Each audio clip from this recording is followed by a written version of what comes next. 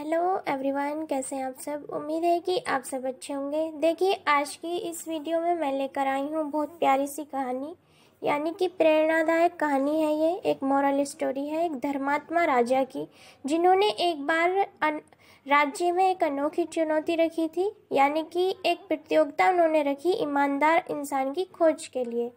यानी कि उनका जो शर्त थी ये थी कि वह व्यक्ति जिसने अपनी लाइफ को पूरी ईमानदारी से जिया हो, उसके लिए इनाम दूंगा मैं, उसके लाइफ टाइम के लिए, जिससे उसका गुजर बसर हो जाए।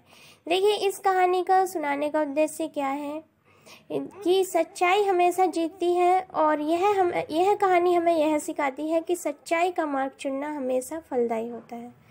तो यह है कहानी एक धर्मात्मा राजा की। देखिए क्या कहानी है। एक समय की बात है, एक धर्मात्मा राजा ने अपने राज्य में एक अनोखी चुनौती रखी। उन्होंने घोषणा की कि जो कोई भी सच्चाई के साथ पूरा जीवन जीता होगा, उसे अपार धन और सम्मान से नवाजा जाएगा। इस घोषणा से पूरे राज्य में हलचल मच गई। हर कोई इस इनाम को पाने के लिए उत्सुक था। उसी राज्य में एक गरीब लेकिन ईमानदार किसान रहता था। उसने अपने जीवन के हर कदम को सच्चाई से जिया था। देखिए, चाहे वह खेती का काम हो या उसके पड़ोसियों के साथ उसका व्यवहार, वह हमेशा सच्चाई के मार्ग पर चलता रहा।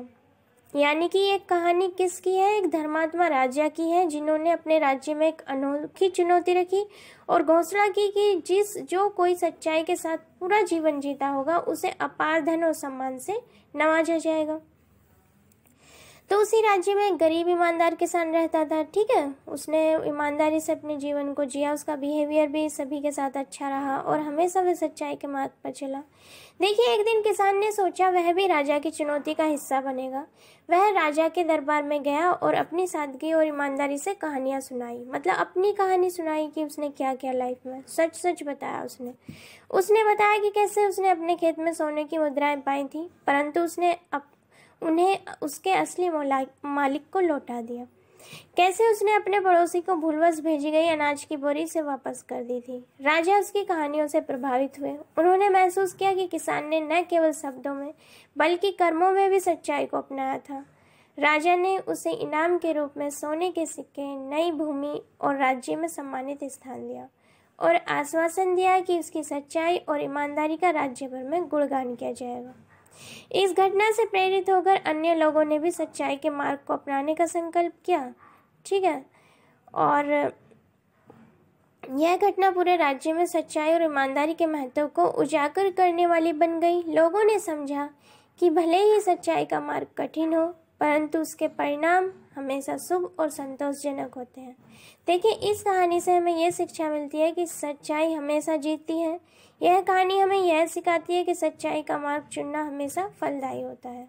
यानी कि जो धर्मात्मा राजा है, उसने एक अपनी जो घोषणा की थी, प्रतियोगिता जो भी रखी थी उसमें एक ऐसे ईमानदार किसान को पाया जिसने जिंदगी भर अपनी सच्चाई के मार्ग को अपनाया और अपनी सत्य के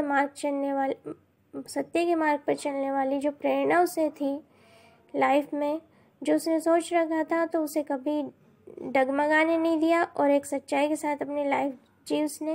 तो राजा बहुत प्रभावित हुआ। उसने उसको सम्मानित किया और उसे राज्य में एक अच्छा स्थान दिया और पुरस्कृत किया उसको, और राज्य भर में उसका गुणगान किया और उसको सम्मान दिया गया।